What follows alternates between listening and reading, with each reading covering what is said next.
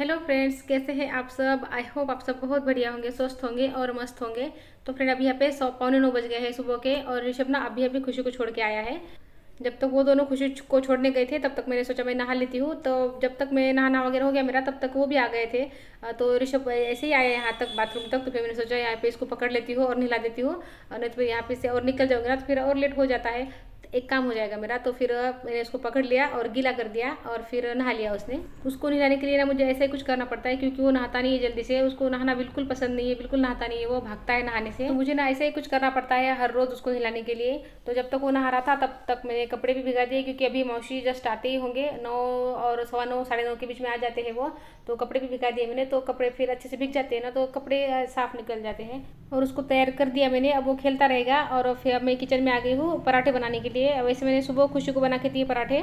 तो फिर पराठे नाश्ते में भी हो गए, और दोपहर के खाने में भी पराठे ही जाएंगे बच्चों को। ऋषभ भी टिफिन में पराठे ही लेके जाएगा। तो आज पूरा दिन बच्चे पराठे खाने वाले हैं। तो बच्चों का ऐसा है कि बच्चों को पराठे पसंद भी आते हैं। बच्चों को ना दिन भर पराठे देते हैं ना, अगर खत्म हो जाते हैं ना तो रात को भी बच्चे बोलते हैं कि पराठे है क्या। ऋषभ तो कभी पराठे से बोर होता ही नहीं है, उसको तो लगातार पराठे देती हूँ ना मैं, मतलब टिफिन पे वगैरह रोज भी दूंगी ना तो बोर नहीं होगा पराठों से।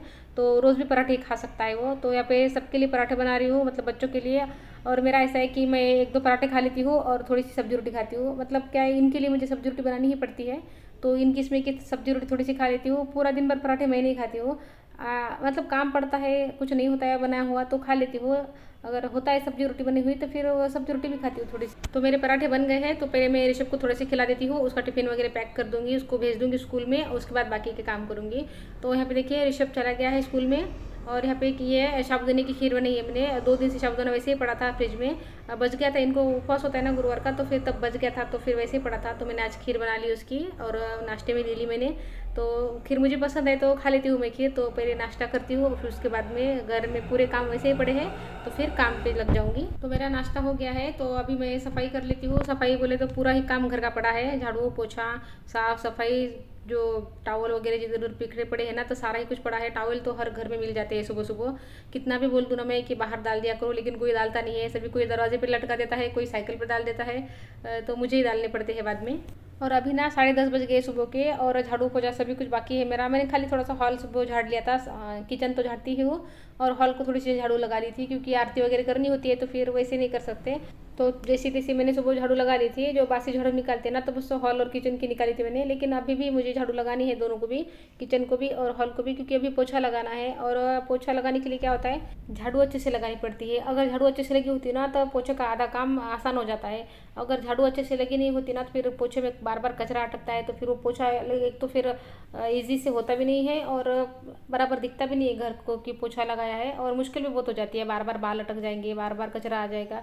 जितना अच्छे से आप झाड़ू लगाएंगे ना तो उतना अच्छे से पोछा लग जाएगा। तो उधर के रूम की झाड़ू और साफ सफाई करने के बाद इधर के रूम में आई हूँ। और ये जो कपड़े हैं ना, तो मैंने शाम में निकाले थे प्रेस के लिए, मुझे प्रेस करनी थी, लेकिन फिर नहीं हुई प्रेस करना, तो फिर वैसे ही पड़े रह गए कपड़े, तो फिर अभी रख देती हूँ। ऐसा ना कई बार होता है कि हम कोई काम निकालते हैं करने के लिए, लेकिन किसी कारण से वो नहीं हो पाता है। खासकर जिनके घर में छोटे बच्चे होते हैं ना, तो उनके साथ तो ये हमेशा होता है। बार बार काम निकालते हैं हम वो, लेकिन वो नहीं हो पाता है। ऋषभ छोटा था तब तो बहुत होता था मेरे साथ, लेकिन अभी थोड़ा सा कम हो गया है। लेकिन होता जरूर है कि कोई काम निकालती हूँ और वो टाइम पर पूरा नहीं हो पाता है।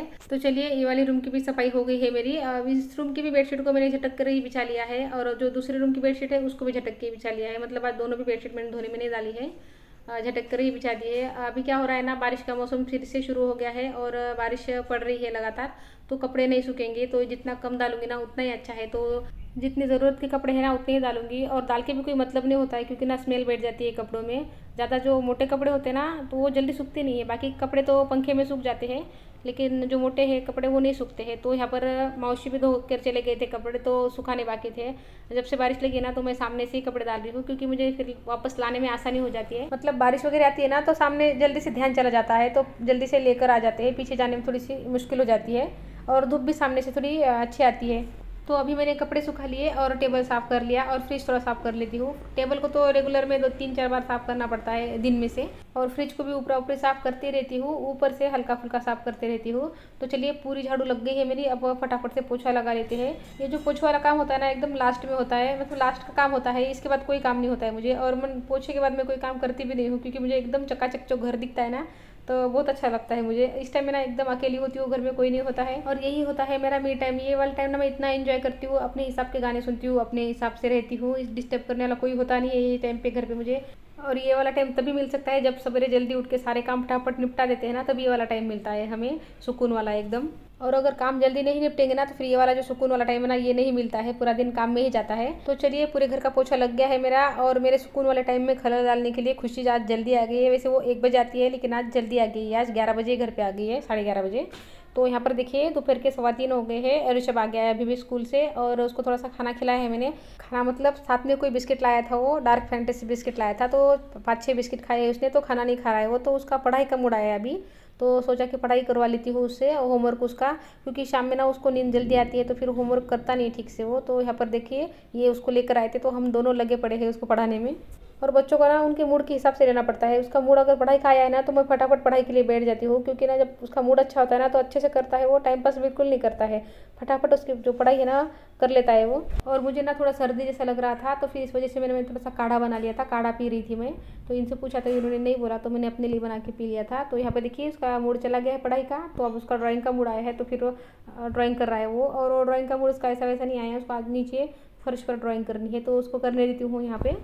उसको ना जो मैं करने दे सकती हूँ ना वो करने देती हूँ, ज़्यादा रोक टोक नहीं करती हूँ। जहाँ पे बहुत ही गलत लगता है ना तो मैं वहीं पे रोक टोक करती हूँ बच्चों को।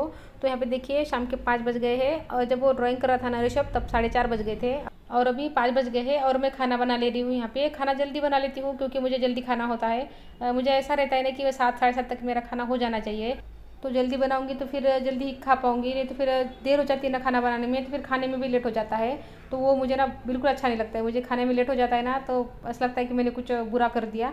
तो जितना जल्दी खाना मेरा हो जाता है ना उतना अच्छा लगता है मुझे। और ज़्यादा जल्दी इसलिए बना रही हूँ क्योंकि खाना बनाने के बाद मुझे आरती की भी तैयारी करनी है, आरती की तैयारी भी करनी है, आरती भी करनी है, तो उसमें भी आधा घंटा लग जाएगा।